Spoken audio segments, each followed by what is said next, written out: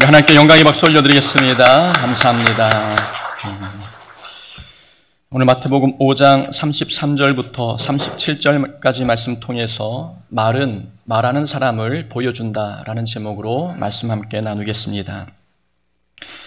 옛말에 인생에서는 되돌릴 수 없는 것 세 가지가 있다고 이야기합니다. 흘러간 시간, 시위를 떠나버린 화살, 그리고 뱉어진 말입니다.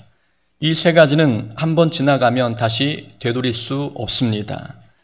흘러간 시간은 떠나버린 기회를 말하기도 합니다. 기회는 일단 지나가 버리면 다시 잡기 어렵습니다. 그래서 하루하루의 시간을 허투루 보내지 말고 다가올 기회를 위해 준비하며 살아가야 합니다.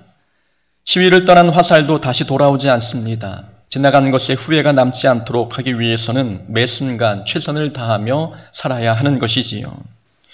말도 일단 입에서 나오면 다시 주워 담는 게 불가능합니다. 말은 신기하게도 입에서 나오기 전까지는 그 말이 어떤 결과를 낳게 될지 모릅니다.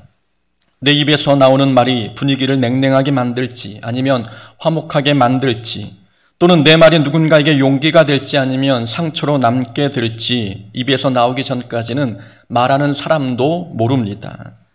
어쩌다 나온 말이 마음의 생각과 다르게 잘못 전달되면 그 말을 수습하는데 애를 먹을 때가 많습니다. 말을 주워 담을 수만 있다면 좋을 텐데 입에서 한 번 뱉은 말은 주워 담기 어렵습니다. 요즘 카카오톡에는 보낸 메시지를 다시 지우는 기능이 있습니다. 상대방이 읽기 전에 보낸 메시지를 지우면 상대방이 읽지 못하지요. 참 반갑고 고마운 기능이다라는 생각이 듭니다. 예전에는 문자도 한 번 보내면 지울 수 없어서 난처했던 적이 참 많습니다. 컴퓨터 자판을 보면 기억과 시옷이 함께 붙어 있습니다. 그래서 기억을 쳐야 하는데 시옷을 쳐서 보낼 때가 많았지요. 그래서 홍길동 세가족님이라고 보내야 되는데 세자가 개자로 바뀌어서 보낼 때가 한두 번이 아니었습니다. 황당한 실수였지요. 또는 모음 아자와 이자가 붙어 있습니다. 조심히 가세요라고 말을 해야 되는데 조심히 기세요라고 문자를 보냅니다. 단문이 오기를 목사님 걸어가면 안 될까요? 라는 단문이 올 때가 많습니다. 멀쩡히 걸어가는 분을 기억하게 만든 적이 참 많았음을 봅니다. 이제는 잘못 보낸 문자를 주워 담을 수 있는 기능이 있어 참 고맙다는 생각이 듭니다. 문자는 취소할 수 있지만 입에서 나오는 말은 취소할 수가 없습니다. 일단 입에서 나온 말은 누군가의 마음속에 들어가 아픔으로 남거나 아니면 감동으로 남습니다. 말은 어떤 결과를 낳게 될지 모르니 항상 한마디 한마디 신중하게 뱉어내야 합니다. 이란의 위대한 시인으로 평가받는 사아디 고레스타는 이렇게 말했습니다. 말이 있기에 사람이 짐승보다 낫다. 그러나 바르게 말하지 않으면 짐승이 당신보다 나을 것이다. 라는 명언을 남겼습니다. 사람이 말을 할 수 있다는 것은 사람의 모든 피조물보다 뛰어난 존재임을 나타냅니다. 그러나 말이 잘못된 용도로 사용된다면 사람은 그 어떤 피조물보다도 악한 존재가 됩니다. 사람은 말에 따라 품격이 올라가기도 하고 떨어지기도 하는 것입니다. 말은 그냥 말이 아닙니다. 말은 말하는 사람의 인성, 인격, 내면과 연결되어 있습니다. 아무리 말하는 사람이 학력이 높고 나이가 많아도 말을 함부로 하면 인격이 떨어져 보입니다. 돈이 많고 직책이 높아도 그 사람의 수준을 보여주는 것은 말입니다. 그래서 말은 그 사람의 진짜 모습을 보여줍니다. 말그릇이라는 책에서 이렇게 이야기합니다. 말 속에는 그 사람의 그릇이 보인다. 말은 그 사람의 내면과 닮아 있다. 말을 보면 그 사람의 됨됨이를 알 수 있다는 이야기입니다. 말이 우리 자신을 보여주는 것이라면 우리는 말에 조금 더 신경을 써야 하지 않을까요? 무엇보다 예수 믿는 그리스도인들은 말에 더욱더 신경 써야 합니다.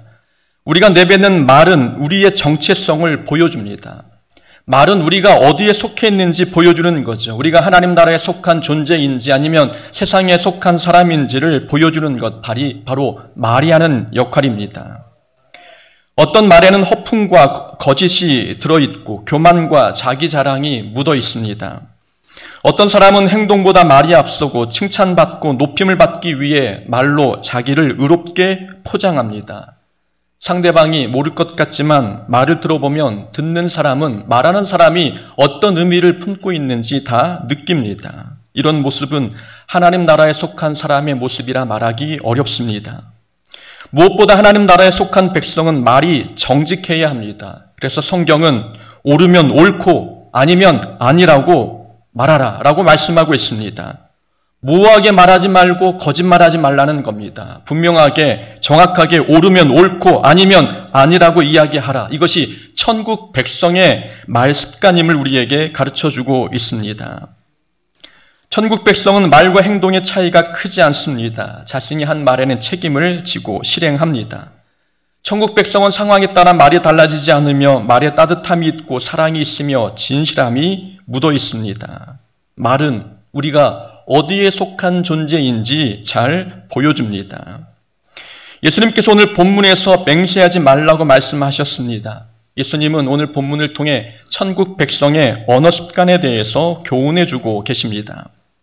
산상수훈은 늘 말씀드린 것처럼 제자들에게 주신 말씀입니다. 곧 산상수훈은 모든 사람들에게 주신 것이 아니라 믿는 그리스도인 그 중에 제자들에게 주신 천국 백성다운 가르침입니다.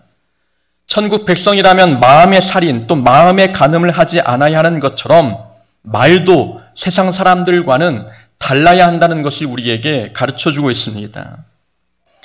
구약에서는 헛된 맹세를 하지 말고 또 맹세했으면 반드시 지키라고 교훈해주고 있습니다. 그러나 예수님은 오늘 본문에 보니 도무지 맹세하지 말라라고 가르쳐주고 계십니다. 예수님의 가르침은 구약의 가르침과 상반된 것으로 보입니다. 그러나 예수님의 말씀 속에는 또 다른 의미가 있는 것이지요.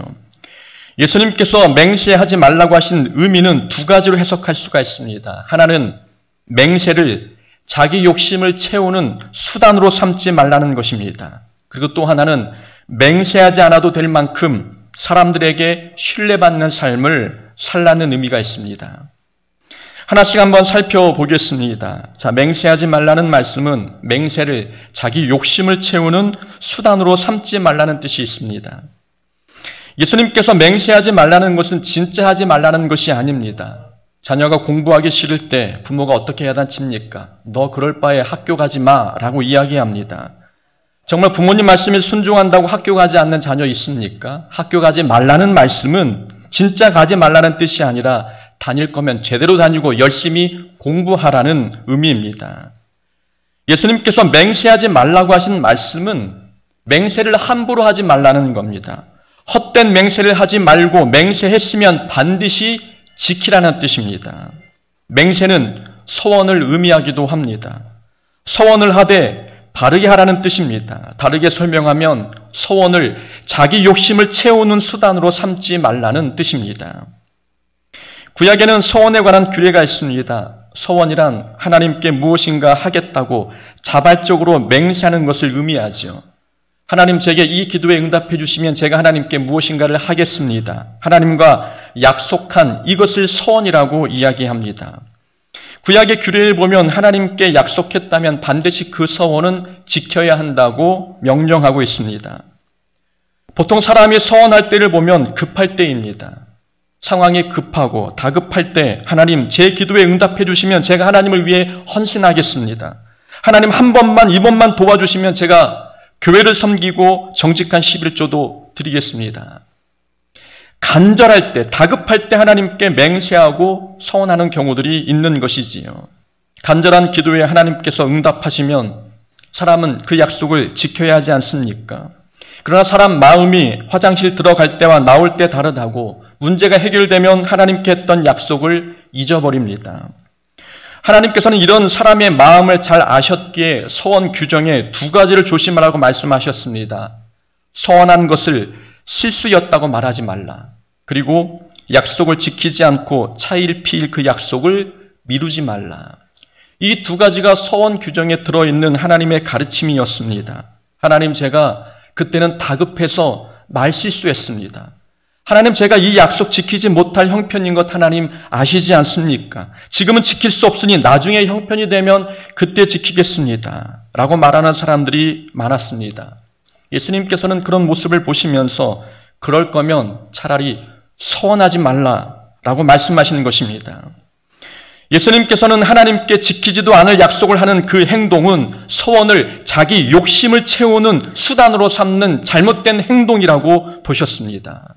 맹세하지 말라는 말씀은 소원을 자기 욕심을 채우는 수단으로 삼지 말라는 뜻이었음을 우리에게 가르쳐주는 것입니다.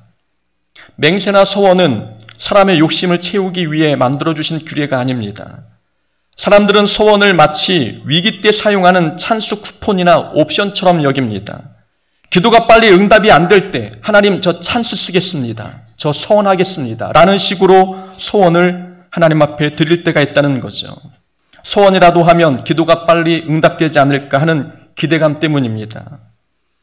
하나님과 거래하듯 소원을 남발하고 있는 모습이지요. 예수님께서는 급한 불을 끄기 위해서 소원을 수단 삼을 거라면 차라리 맹세나 소원을 하지 말라고 말씀하셨습니다. 우리가 하나님과 했던 그 약속을 지키지 못하는 이유가 있습니다. 우리의 신앙생활의 초점이 보상과 기도 응답에 맞춰져 있기 때문입니다. 신앙생활의 초점은 하나님과의 관계에 맞춰져 있어야 합니다. 하나님과의 관계가 중요한데 우리는 기도 응답과 또 기도했을 때 얻어질 보상에 관점이 맞춰져 있습니다. 하나님 이걸 해주시면 저는 이걸 또 해드리겠습니다.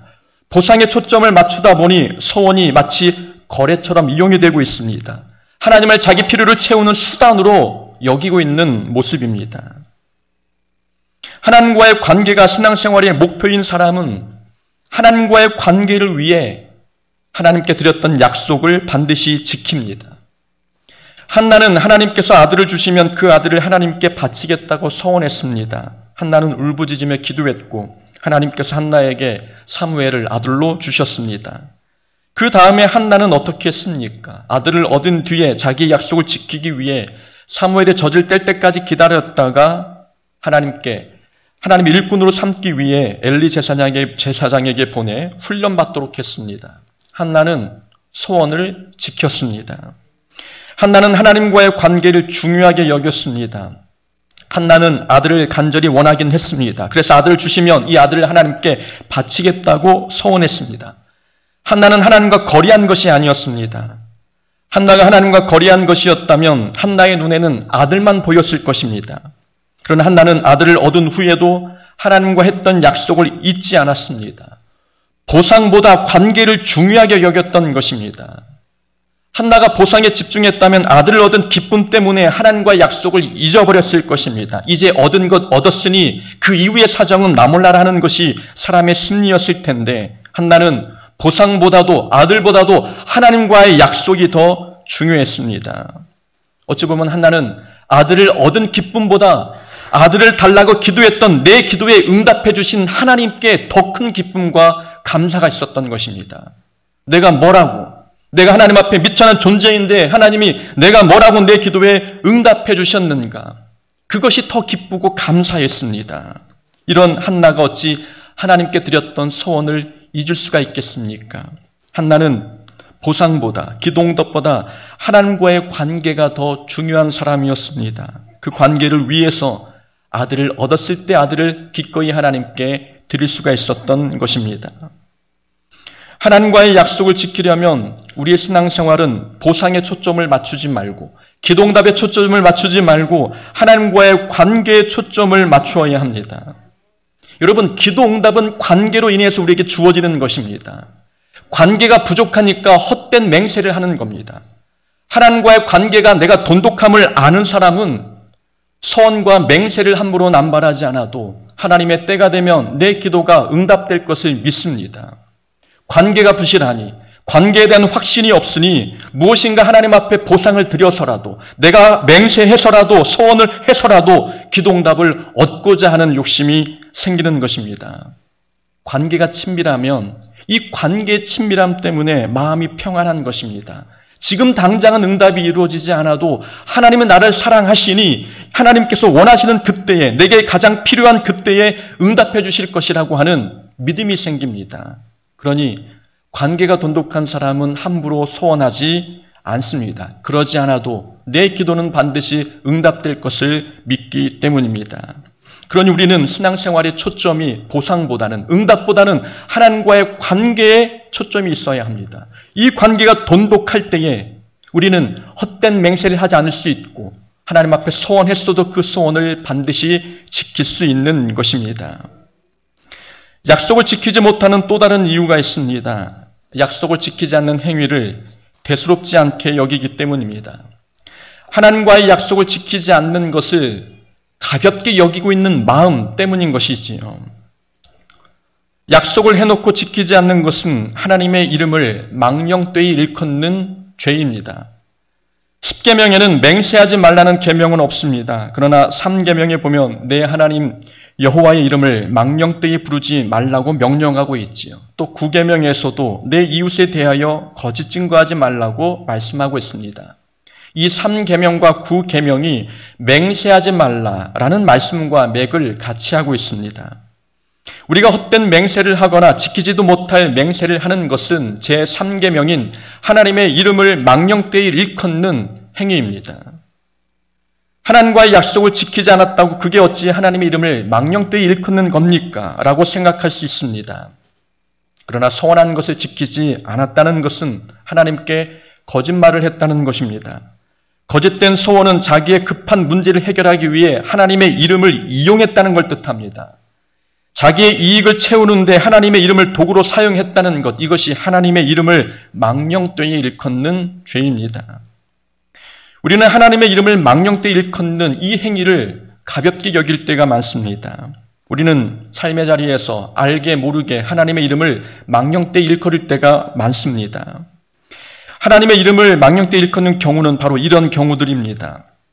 세속적 유익을 위해 하나님의 이름을 부당하게 사용하는 것, 하나님의 이름을 농담거리로 삼는 것, 하나님의 명예를 훼손하는 행동을 하는 것, 하나님의 이름을 거짓 예언을 하는 것, 하나님의 이름으로 거짓 예언하는 것, 순간적인 위기를 모면하려고 하나님의 이름으로 거짓 맹세하는 것, 하나님의 이름을 내세워 능력을 행사하는 것, 하나님의 이름을 미신적으로 사용해서 점치거나 마술을 행하는 것, 또 하나님의 이름을 빙자해서 악을 도모하는 것, 자기의 주관적인 생각을 하나님의 말씀인 것처럼 말하는 것, 이런 경우가 하나님의 이름을 망령되이 일컫는 행동입니다. 우리는 살인죄는 크게 여기고 간음죄도 크게 여깁니다. 그러나 하나님의 이름을 망령되이 일컫는 그 행위가 살인죄와 간음죄와 같은 10계명 안에 들어있는 계명이면 우리는 잊어버릴 때가 있습니다. 간음죄가 큰 죄인 것처럼 살인죄도 큰 죄인 것처럼 하나님의 이름을 망령되이 일컫는 것도 그의 버금가는 큰 죄임을 우리는 잊지 않아야 합니다. 소원을 자기 유익을 위해 사용하지 않아야 합니다.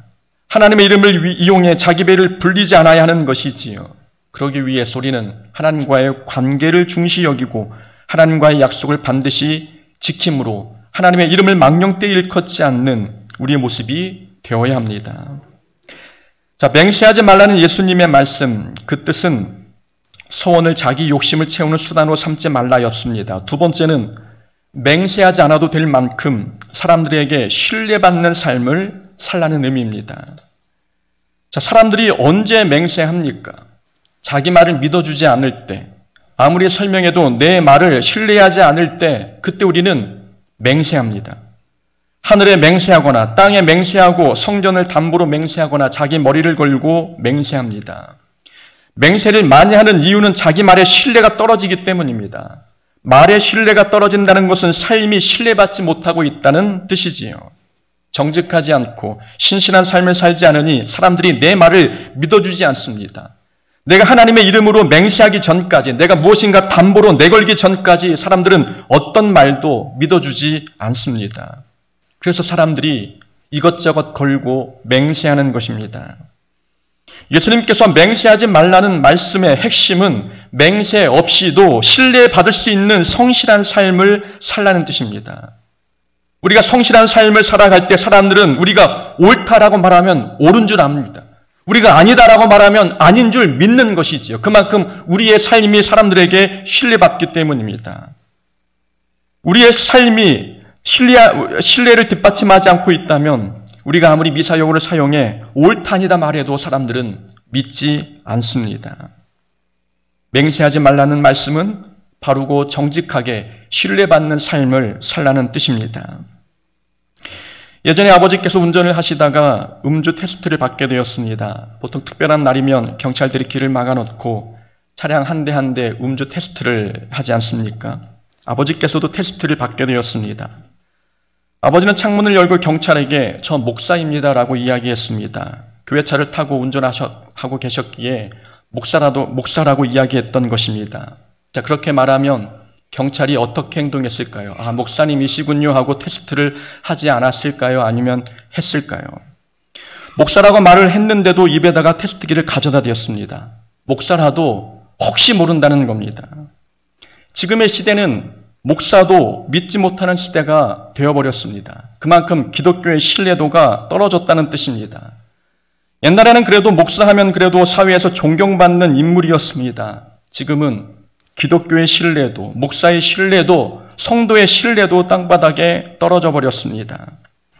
세계적으로 히트를 친 한국 드라마 오징어 게임과 수리남에서 목사와 기독교인을 어떻게 묘사하고 있는지 보면 오늘날 사람들 눈에 기독교의 이미지가 어떻게 비춰지고 있는지 잘 알 수 있습니다. 우리는 삶 자체에서 신뢰받지 못하고 있습니다. 일상의 삶에서 신뢰받지 못하니 우리가 말하는 것은 한번 꼬아듣는 일들이 있는 것이지요. 우리가 이 땅에서 신뢰받는 삶을 살려면 일상에서 사소한 말도 조심해야 합니다. 당시 유대인들이 맹세에 대해서 이렇게 생각하고 있었습니다. 하나님께 맹세한 것은 반드시 지켜야 하고 하나님께 맹세하지 않은 것은 지키지 않아도 된다는 생각을 가지고 있었습니다. 그래서 하나님의 이름으로 맹세한 것은 반드시 지켜야 하지만 그냥 맹세하지 않고 했던 말은 지키지 않아도 무방하다. 이런 잘못된 생각을 가지고 있었던 것이지요. 그래서 예수님께서는 맹세하지 말라라고 말씀하셨던 겁니다. 오늘날로 풀어서 설명하면 하나님 앞에서는 약속을 지키고 사람 앞에서는 약속을 지키지 않는 모양새였습니다. 교회 안에서는 말이 진실한데 삶의 자리에서는 말에 진실함이 없는 모습이었던 거죠. 말씀을 전할 때는 말이 거룩한데 일상에서의 말은 험악한 것과 같았습니다. 이런 모습에 신뢰가 가겠습니까? 만약 이종근 목사가 설교를 빼고 다 거짓말을 한다면 아마 사람들은 설교마저 그 신뢰성을 의심할 것입니다. 우리가 신뢰를 얻으려면 일상에서의 사소한 말도 조심해야 합니다. 말은 아무리 강조해도 지나치지 않지요. 말은 평소 우리가 사용하는 생활의 습관입니다. 우리가 사용하는 말과 어투는 단기간에 생겨난 것이 아닙니다. 오랜 세월을 지나오면서 우리의 생활 습관이 말에 녹아져 들어간 것입니다. 그래서 어떤 상황에 부딪히면 늘 사용했던 단어나 말이 습관적으로 나오는 것입니다. 그러니까 말을 보면 평소 그 사람이 어떤 삶을 살고 있는지 알 수 있습니다. 우리는 어떤 사람을 평가할 때 평소의 모습을 보고 평가합니다. 평상시의 삶을 보고 평가하지 그 사람이 사역할 때, 봉사할 때, 강단에서 설교할 때 그 모습을 그 사람의 신뢰도를 측정하는 기준으로 삼지 않습니다. 위에서의 모습과 아래서의 모습은 다릅니다. 사람들은 그래서 삶의 자리에서 보여지는 모습을 보고 그 사람의 믿음, 신앙을 평가하는 것입니다. 우리는 그래서 일상의 삶에서의 우리의 말도 조심해야 합니다. 평상시 사용하는 말이 그 사람을 신뢰할 수 있는지 아닌지를 측정할 수 있는 시금석이 되기 때문입니다. 우리가 모세를 위대한 지도자라고 평가하는 이유가 있습니다. 평소 모세가 보여주었던 평상시의 삶 때문입니다. 모세가 기적을 행하고 능력을 행했기 때문에 그를 위대한 지도자로 보는 것이 아닙니다. 모세는 늘 위기의 상황에서 기도하는 사람이었습니다. 쓴물이 나는 마라샘 앞에서, 마실 물이 없어 목말라 하는 리비딤 골짜기에서, 아말렉 족속과의 전쟁을 앞두고 또 이스라엘 백성이 금송아지를 만들어 우상을 숭배했을 때 위기 또 위험한 순간에서조차 모세는 불평 대신 하나님께 기도했습니다. 평상시 모세는 기도하는 사람이었기 때문에 위기에 부딪혔을 때 하나님 앞에 먼저 기도했던 것입니다. 평상시 일상에서 보여주었던 모세의 그 모습 자체를 보고 우리는 모세를 위대한 하나님의 지도자라고, 하나님의 일꾼이라고 평가하는 것입니다. 일상에서의 말은 우리가 신뢰받을 수 있는 사람인지 아닌지 보여주는 잣대입니다. 그러니 교회 안에서의 말과 밖에서의 말이 같아야 합니다. 강단 위에서의 말과 아래서의 말이 같아야 하는 것이고 우리가 하나님의 귀한 사명을 감당하는 사역의 자리에서나 사역의 자리가 아닌 곳에서도 그 말이 같아야 하는 것입니다. 일상에서의 우리가 바른 말을 사용하려면 딱 한 가지만 기억하면 됩니다. 내가 서 있는 삶의 자리에 하나님이 함께 계시다 라는 생각을 가져야 합니다. 내가 어디에 있든 거기에 하나님이 함께 계심을 우리는 기억하고 있어야 합니다. 예수님께서 말씀하셨습니다. 맹세하지 말라 말씀하시면서 하늘로도 하지 말라. 하늘은 하나님의 보좌이미요 땅으로도 하지 말라. 이 땅은 하나님의 발등상이미요 예루살렘으로도 하지 말라. 이는 큰 임금의 성이미요 내 머리로도 하지 말라. 이는 내가 한터럭도 희고 검게 할 수 없습니다. 자, 맹세하지 말라고 말씀하시면서 하늘과 땅과 예루살렘 성전과 머리를 언급하셨습니다. 하늘, 땅, 성전, 머리를 걸고 맹세하지 않아야 하는 이유는 거기에도 하나님이 계시기 때문입니다. 하늘에 하나님이 계시지만 그 크신 하나님께서 하늘 보좌에 앉으시면 그 발이 땅에 닿는 겁니다. 그래서 땅은 하나님의 발등상입니다. 예루살렘 성전은 왕이 계신 곳이지만 우리의 왕은 하나님이십니다. 또 우리의 머리 되신 분도 바로 하나님이신 것이지요.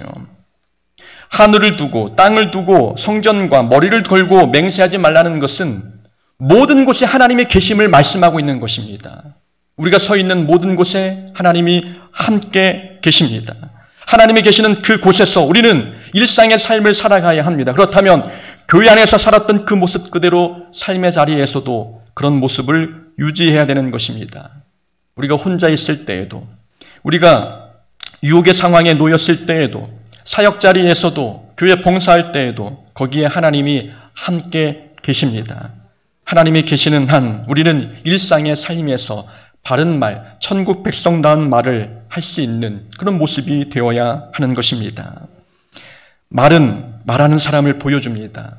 말은 우리의 삶과 신앙과 믿음을 보여줍니다. 우리가 하나님 나라에 속한 백성인지 세상에 속한 사람인지 말을 통해 보여줍니다.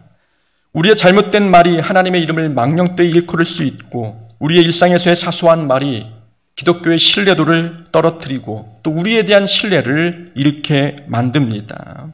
우리의 말이 천국 백성다운 말이 될 수 있기를 원합니다. 누구를 만나든 어느 자리에 서든 천국 백성다운 말을 함으로 인하여서 우리의 말을 통해 천국이 있음을 보여주는 하나님의 자녀가 되어야 될 줄로 믿습니다. 그런 자가 되기를 주의 이름으로 축원합니다. 아멘.